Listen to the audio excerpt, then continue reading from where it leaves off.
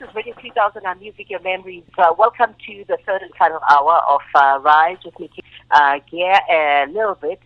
Our favorite time, right? At least for most of us, spirituality with John Homewood.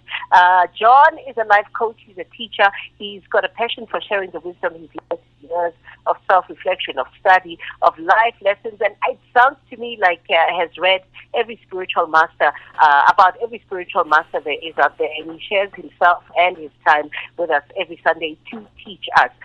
Today, he's speaking on what controls our lives. Don't you ever ask yourself, is it free will or are things just destined to be the way they are? Let's join John this morning. Namaste, John. Happy Sunday. My voice is back. I'm in good health. Nice to talk to you. What controls our lives? Is it free will or are things just meant to be the way that they are? Destiny. Well, good morning, and I'm glad that you're back to health, and hello to the listeners. Yes, that's a question which I have pondered on most of my life. In fact, the very first public talk I ever did many years ago was on this very subject. If our life is predestined, then why do we really have to bother? And if it's free will, then we need to work very hard to get what we want. And I've often pondered those two questions. And if I look back at my life, the major nodal points in my life, in other words, the major situations that have happened in my life that have put me on a certain direction in life, have not been of my choosing. They're major events that happen to us in life that we really don't choose. I mean, the first one is, do we really choose where we're born in our parents? Maybe from a higher level we do, but definitely not from this level. And then if you look at certain crisis points in your life, you didn't choose those. They just came along and they directed your life in a certain direction. And so I say that there is a certain map of our life. There is a certain river of our life which we get onto when we're born. But between those nodal points, I think we do have the freedom to express ourselves in creative ways between those very important nodal points in our lives. And it really is this question of free will versus destiny, a question of perspective and how we look at it and at what level we're prepared to look at this. It's the same as saying, for example, if we're living on earth, that there is night and there is day. Yes, while we're living here, there is certainly this contrast between light and dark, day and night. But if we were to zoot out into outer space in a little spacecraft and sit up there in the sky, we would look down and we would see the earth turning, and we would look maybe sideways and see the sun shining. And for us, the sun would be shining and there would be no night and day. But if we look down on the earth, we can see definitely there is contrast, there is night and day.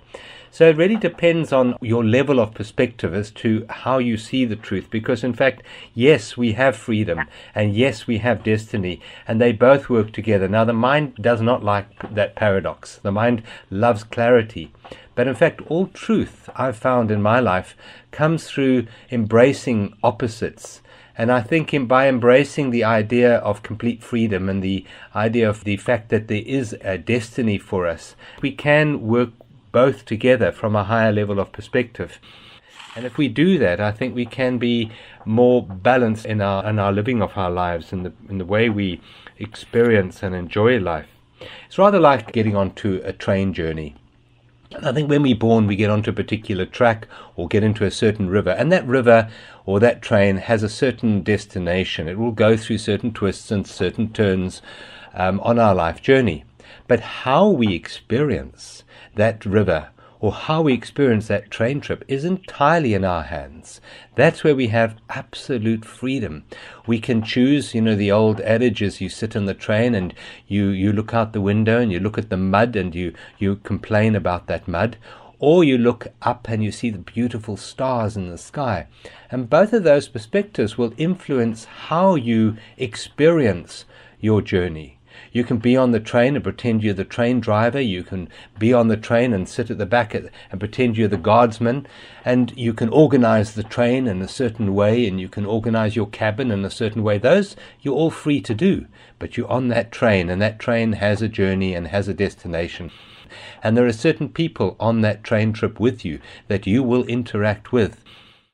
And at the end of the train journey or the end of the river, it isn't about what actually happened to you. It's how you dealt with what happened to you. It's how you interacted with those around you. Did you build up fear and anxiety and resentment and anger? And did you work out of need, fear, and greed? Or did you work from a level of community, from a level of love, from a level of compassion and caring, and adding your best to the journey? And I think that will really determine the destination. So I believe that we are a combination of both the destiny and the free will. But one thing we absolutely are responsible for is how we experience the journey. And also to know that while we're on this journey, there are consequences for everything that we do on the journey. Even if the journey is pre-written to a certain extent, we are 100% responsible for how we act on the journey, and there are consequences for that. The same way as the law of gravity operates, whether you're a good person or bad person, gravity always is in control of your body. And so it is with life, and I believe that there is a law, and it's the law of as you sow, so shall you reap. It's in the East, they call it the law of karma. And basically, for every action, there is a consequence of that action. And that will determine our next journey, because I believe that we have many, many, many journeys. Energy is our pure essence, and energy cannot be created nor destroyed. Energy just changes form. So the consciousness which animates your brain, which animates your body, is eternal. It's always been here. It's always been around. And that energy may take many different forms and may inhabit many train journeys or many river rides. But ultimately, there are laws which determine what your broader set of circumstances are going to be. And so the most important part on this whole journey is your state of presence, your state of awareness, because that's where balance is. If you're in presence, you are more likely to be in a compassionate, loving, and empathetic state than if you're in the past and in the future, where imbalance happens. So if you want to make your journey ahead the best possible journey, then I would suggest that being present is going to help you iron out the ups and the downs of your future experience. It's going to help you live more in a peaceful, more in a fulfilled way. You know, while the mind loves certainty and predictability, our spirit loves to dance in the joyful freedom of presence, and it's to make presence more important than the outcome. Life is a balance. When we use the past to learn from it, and we work towards the future enthusiastically, but we always make the present moment our focal point of living. Make the present moment the focal point of our living. So powerful. I love that because I myself was looking forward to today's talk because I was asking myself, is it possible that it's destiny? But what happens to free will? And I love how you say that the major events of our lives we don't choose. We don't choose where we're born, to who we're born, the color we're born in, whether we're male or female, but also equally we don't choose the challenges that come into our life. Who would choose challenge? We have a map, it turns out, for our lives. And yet, on the other end, we have the freedom to create, what comes out of the map of our lives. It's just a question of perspective. And life is made up of contrasts. And I think nature teaches us in those contrasts of night and day. And unfortunately, though, the paradox of difference, what you're seeing, is something that our mind does not like. It wants either or. And we need to learn in the course of our journeys to embrace that opposites are good. And you say, I love the train example, you say our lives are like being on a train trip. The matter of perspective is what determines how you experience a train trip. You can look outside and see dirt or dust, or look in the sky and see the beauty of the sky. It's just really a journey, and it has a destination. And at the end of the journey, we're aged by how we dealt with the experience of our journey, whether we used fear, whether we used compassion.